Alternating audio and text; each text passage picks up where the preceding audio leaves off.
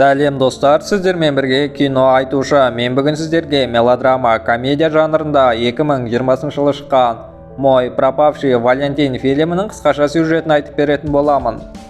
Бейне басталмас бұрын каналға жазылып лайк басып кетіңізші. Бұл сіздер үшін бірнеше секундтық іс, ал біз үшін үлкен қолдау. Ендеше кеттік.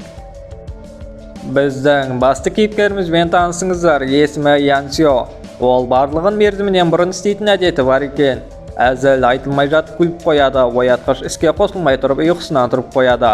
Осылай барлығын жылдам істейтін қыз бойжеткенде пошталық бөлімшеге жұмысқа тұрады.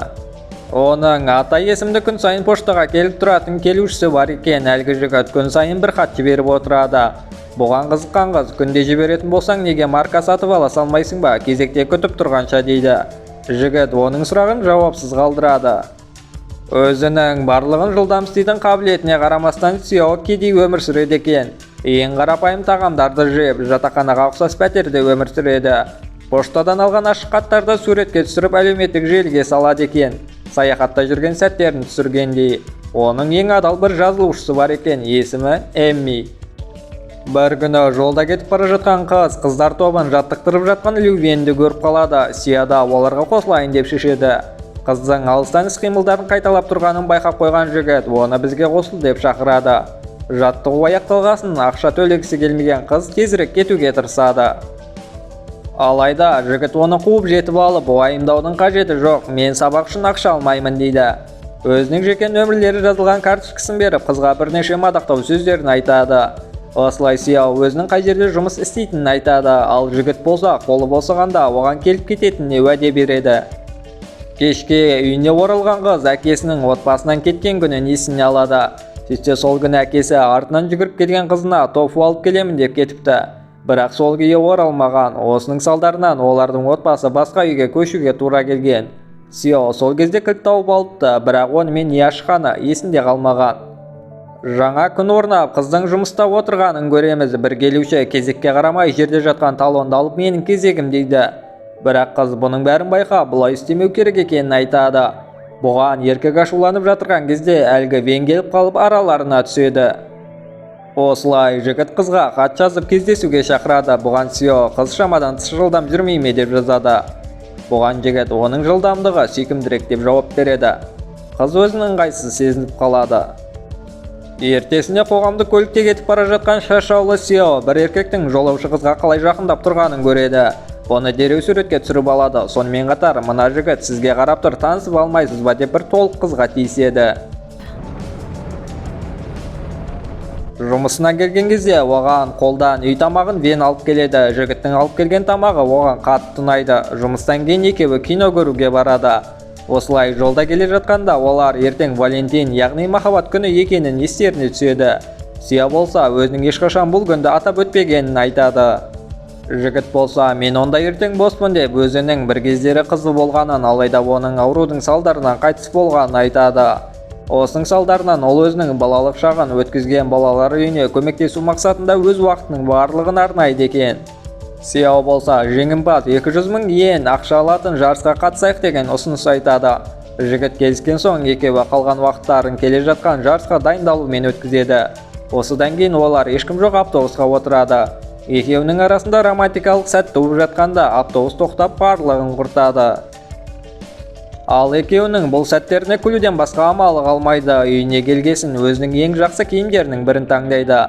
Ал ертеңіне кешегі отырған автобусына отырады. Ең қызығы автобус ішінде кеше ойнап тескен қыз бен әлгі жігіт бірге отыр. Сё әзілдеп айтса да екеуі танысып алған секілді. Сёның қасында отырған белгісіз бір еркек оған қолын созуда, алайда ол ендігі сәтін өзінің төсегінде сол киіммен оянады. Қызығы оның терісі неге екені белгісіз қып-қызыл. Ал аяқ киімнің ішінде қандай да бір құм, бірақ бұның бәрі оған маңызды емес, себебі ол жігітпен кездесуге кешігуде. Алаңға келсе, оның таңғалысына орай ешкім жоқ, ал алаң тазалап жүрген әйел оған бүгін дүйсенбі екенін және олар қатыспақшы болған фестивальдің кеше өтіп кеткенін айтады. Қыз дереу жұмысына қарай асығады. Ал жұмыста оның тұрақты келушісі көгерген көздермен келіп тұр. Ең қызығы ол Сёға атқарған жұмыстар үшін рахметін айтып, онымен қоштасады. Жігіт іздеп әйелдермен жаттығу жасайтын саябаққа келеді, бірақ онда жігіт жоқ, ал оның клиенттері болса, оның қайда екенін білмейтіндерін айтады. Қыз полицейге барайын деп шешеді. Полицейге өзінің жоғалтып алған күні туралы айтады, ал полиция болса күліп, бұл қандай да бір пранк па деп тұр. Амалы қалмаған қыз үйіне оралады. Үйінде отырған қыз кенеттен қандай да бір дыбыстарды естиді. Ашып қалса, өзін Гекконмын деп таныстырған еркекті көреді. Оның міндетіне адамдар жоғалтып алған заттарды қайтару кіреді екен. Сонымен қатар ол қыздың бала кезінде жоғалтып алған ойыншықтарын береді. Қыз оған қызығушылықпен менің әкем қайда дейді.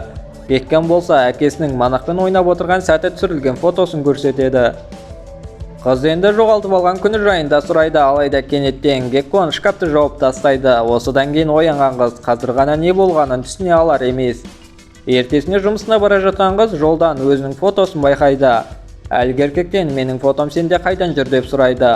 Ал еркек болса өзінде бұндай фотолардың көп екенін айтады. Түк түсінбеген қыз кетіп қалады. Жұмыс барысында қызға пошталық жәшіктің кілтін береді. Қызға кілт таныс секілді. Бұл кілтті кеше Гекконның бергені есіне түседі. Ал пошталық жәшіктің нөмірі болса Сияның жоғалып кеткен күнімен байланысты болуы мүмкін. Жұмыстан қайтқан Сия өзі туып өскен жерге барады, әлгі кілт туралы білу мақсатында. Алайда оны анасы байқап қояды. Осылай тамақтанып отырғанда ол тағы бір құпияны біледі. Сөйтсе Сияның әлеуметтік желісінде үнемі оған жазып отыратын адал жазылушысының атынан анасы отырады екен. Қыз бұған қатты ашуланып, өз-өзін бағалауы түсіп кетеді. Жұмысқа келіп, кілт арқылы нені ашуға болатынын білуге бола ма деген сұрақтар қоюда. Алайда бұл мүмкін емес. Ол есінен адасты ма деп ойлаған бастықтары оған демалыс ал деген ұсыныс айтады. Осы күннен бастап ол әр пошталық бөлімшеге барып кілтпен жәшіктерді ашып көруге тырысуда. Ақыры оның ойы жүзеге асып, кілт бір пошталық жәшікке тура келеді. Оның ішінен көптеген хаттарды тауып алады, ақтарып отырып карта тауып алады. Осы карта арқылы жолда келе жатқан өзінің көрген фотосы істелінген жерді тауып алады. Хаттардың ішінен ең жаңаларын аша бастайды. Өзінің көптеген фотоларының арасынан әлгі поштаға жиі келетін Атай есімді жігітпен бірге түскен фотоны көреді. Сөйтсе олар бала кезден бір-бірін таниды екен. Осыдан кейін біз өткен шаққа ораламыз. Бала кезінде Атай фотоға түсіруді ерекше жақсы көріпті. Сонымен қатар оны айналасындағылардың барлығы тасбақа деп атап кетіпті. Себебі Атай барлық істі өте баяу істеген екен. Тіпті Атайдың қолындағы сағатының өзі шынайы уақытқа қарағанда жай жүреді екен. Осылай үлкен сыныпқа өткен Атай Сияны ұнатып қалып, оның артынан жүріпті, бірақ тормоз болғандықтан онымен сөйлесе алмаған. Осылай жүргенінде қызбен байланысты жоғалтып алыпты. Арада бірнеше жыл өткесін ол автобустың жүргізушісі болып қызмет атқара бастаған. Сондай күндердің бірінде Сияның жұмысқа сол автобуспен баратынын байқап қалыпты. Сондықтан Сияны әр күні таңертең көру үшін өзінің бастығына мені таңғы ауысымға қойыңызшы деп өтініш жасаған. Ал өзінің таңғы ауысымнан кейін пошталық бөлімшеге барады екен, қызды тағы да көру мақсатында. Осындай күндердің бірінде Сияның қалай Венмен сөйлесіп жатқанын көрген. Сыртқа шыққан Атай Веннің біреумен сөйлесіп жатқанын, оның біреуді жақсы көремін дегенін естиді.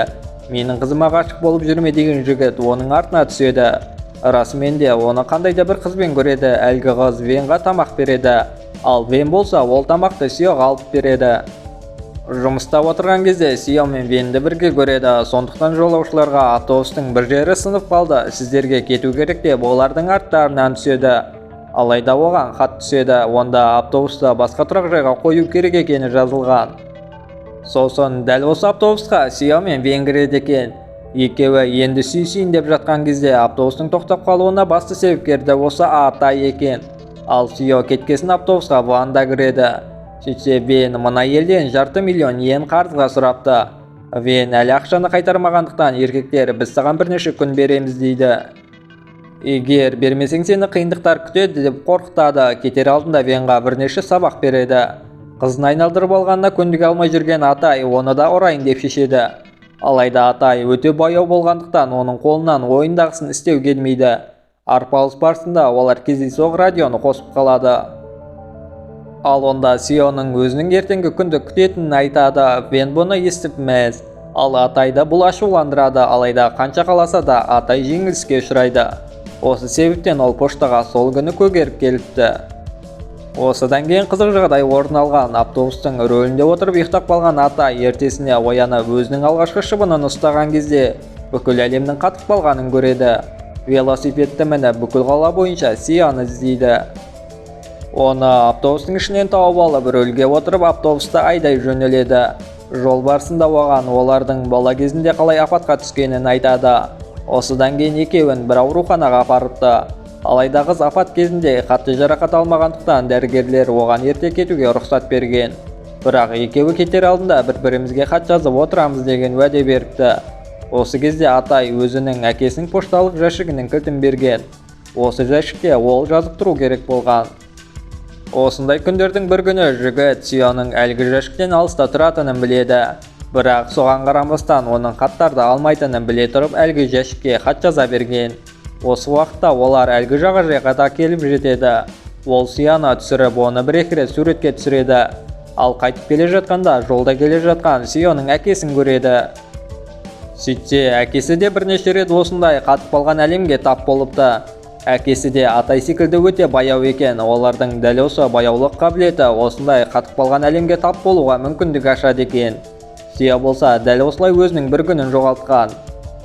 Ал әкесі Сияның отбасынан кеткен күні ол жоғарға көтерілейін деп жатқанда уақыт тоқтап қалыпты. Бірақ әкесіне кету керек, себебі ол әлгі суреттегі манап келе жатқан аялдамаға да жетті. Кетер алдында Атайға қызыма тофу алып сыйлашы деп өтініш жасайды. Естеріңізде болса, әкесі қызыма тофу алып беремін деп кеткен болатын. Қатып қалған қызымен естелікке фото жасап автобуста тастап шығып кетеді. Әкесі осындай әлемге тап болғандықтан отбасына қайта оралмаған секілді. Ал жігіт болса қызды үйіне алып келіп оны төсегіне жатқызады. Ал таңертең қызға арнап карта сызыпты, ол бәрін тауып алсын деп. Кейін оны әлгі жәшікке салып қойған. Өзінің Сияны ұмыту керек екенін түсініп, сол күні поштаға келіп Сиямен қоштасыпты. Бірақ ғимараттан енді шығып келе жатқан жігітті көлік қағып кетеді. Арада бір жыл өтеді. Қыз әлі пошта бөлімінде жұмыс істеуде. Сия неге Атай хат жіберіп отырған жәшікте ештеңе жоқ екеніне түсіне алар емес. Мұңайып жүргенде Валентинге бір күн қалғанда қолында тофумен бірге Атай келіп тұр. Осылай олар фильм соңында қосылады. Егер осындай видеоларды жиі көргіңіз келсе, каналға жазылып лайк басуды ұмытпаңыз. Қоңыраушаны қосып қойыңыз. Сіздермен бірге болған кино айтушы.